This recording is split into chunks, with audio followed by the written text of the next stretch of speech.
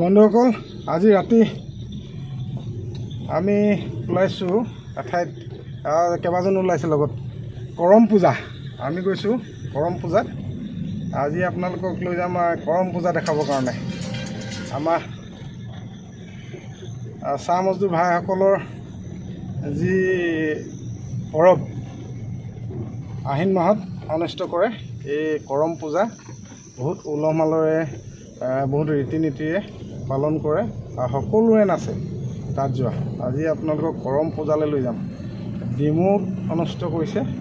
DEMU Karam পূজালৈ গৈছোঁ। লগত আছে এইটো এটা ভাইটি আছে, মণ্টু শৰ্মা এইটো। তাৰপাছত ভৱকান্ত, সিও ভাই। আৰু এইফালে এজন আছে লাইট ওপৰত, সেইজনে কেমেৰাৰ পৰা আঁতৰি থাকে সদায়। আমি গোটেইকেইজনে গৈ কৰমৰ তাত আপোনালোকক লগ পাম। ব'লক আমি ডিমু কৰম পূজালৈ যাওঁ। ঠিক আছে, তাতে লগ পাম।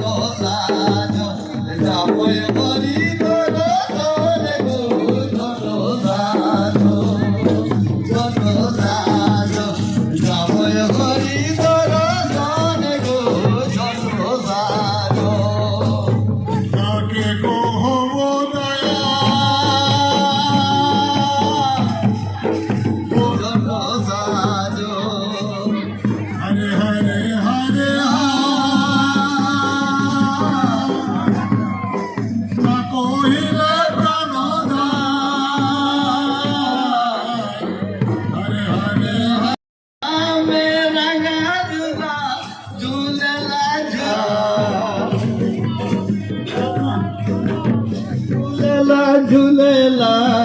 देखले सुंदर लागेला अंगना मेरा झूलेला झूलेला देखले सुंदर लागेला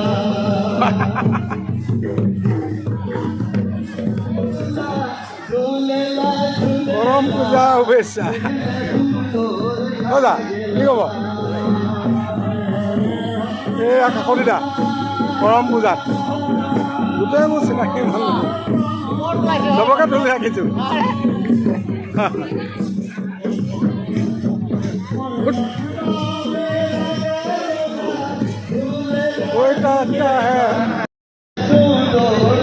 लगे हमদেৰ साथी साथी मास्टर लगे আমি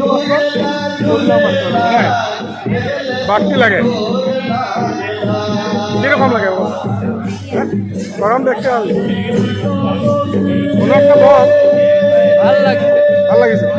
ঠিক আছে হত্যা কৰি আঘাত কৰি আমি তেওঁলোকক জিকিব নোৱাৰোঁ, কেৱল তেওঁলোকৰ হৃদয়ত স্পৰ্শ কৰিব লাগে।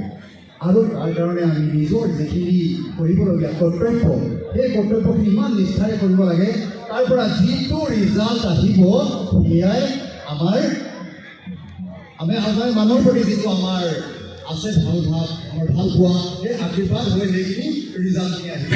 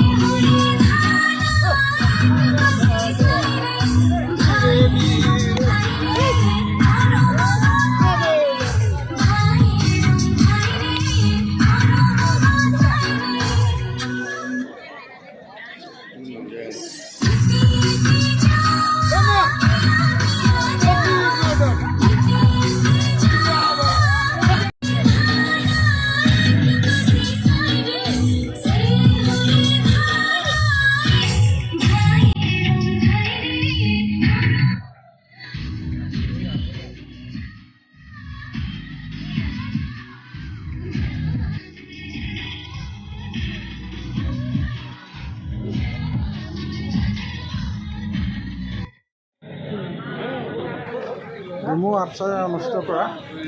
কৰম পৰৱত মাজুলী আহি মোৰ সৌভাগ্য হ'ল ডিমৌ তথা শিৱসাগৰৰ গৌৰৱ দীপক মিষ্টাৰ ইউনিভাৰ্ছ দীপক তেখেতৰ সফলতাৰ ৰাজটো জানিবলৈ চেষ্টা কৰিম তেখেতে ইমান সফল আমাৰ দৃষ্টিত তেখেতে এতিয়া সফল হৈছে এজন সফল ব্যক্তি হিচাপে আমাক গৌৰৱান্বিত কৰিছে দীপক দা আপোনাৰ এই সফলতা আৰু আপুনি কি বুলি ক'ব মানে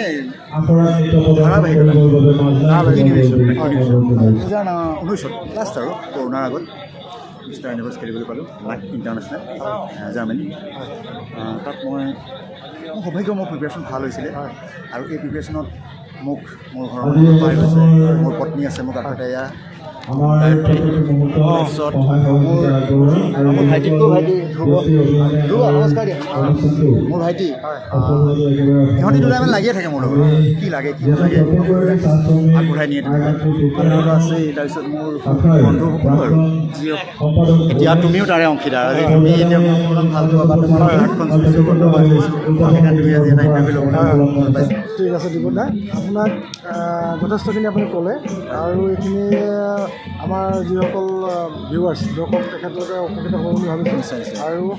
আপোনালৈ মোৰ চেনেলৰ তৰফৰ পৰা মই আপোনাক ধন্যবাদ জ্ঞাপন কৰিছোঁ আৰু আপোনাৰ উজ্জ্বল হওক আৰু গৌৰৱ আমালৈ কঢ়িয়াই আনে সেই আশা কৰি ৰাখিছোঁ তোমাকো মোৰ আন্তৰিক ধন্যবাদ জ্ঞাপন কৰিছোঁ অকস্মাতে পাই তুমি মোক এনেকৈ মই অশেষ ধন্যবাদ জ্ঞাপন কৰিছোঁ ধন্যবাদ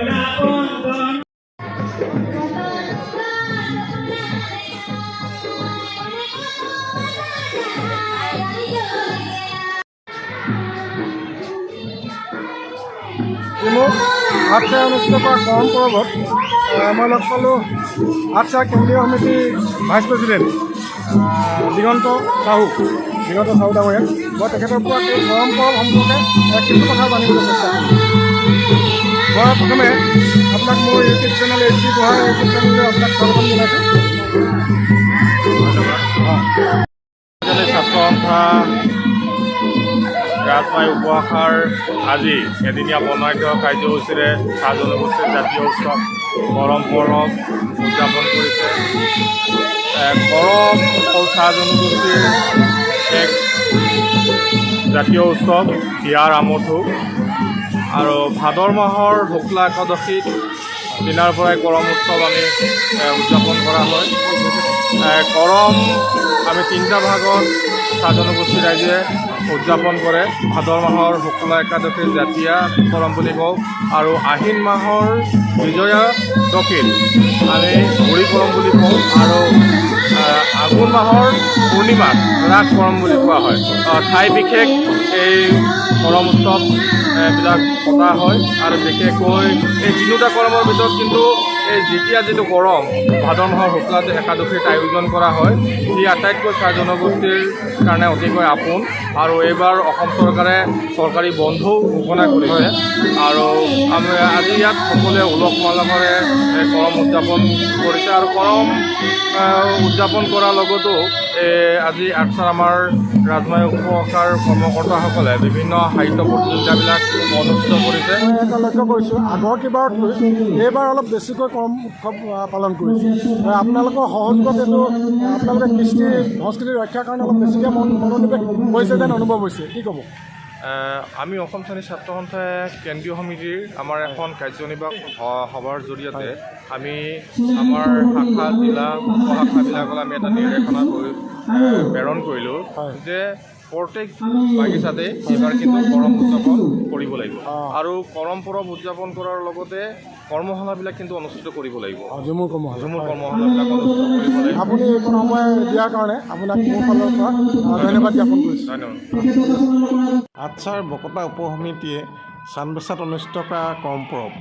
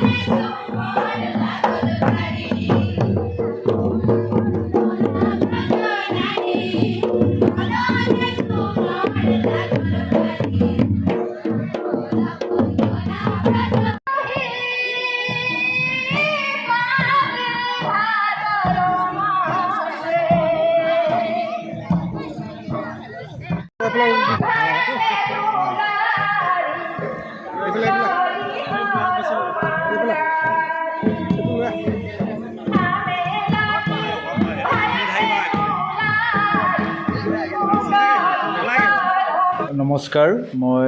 অসম চাহ জনজাতি ছাত্ৰ সন্থা আৰ্টছা ডিমৌ শাখাৰ সম্পাদক বিশ্বনাথ নাগ। সৰ্বপোনপ্ৰথমে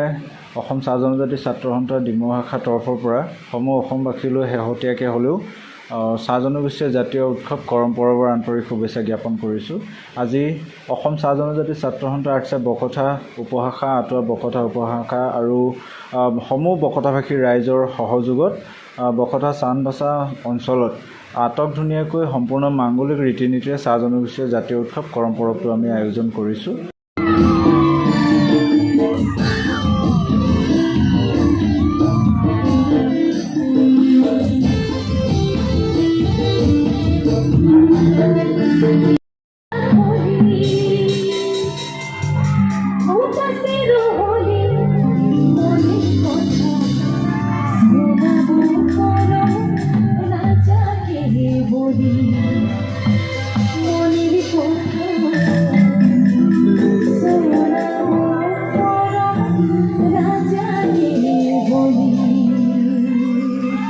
আচ্ছা, একটা বাদ ন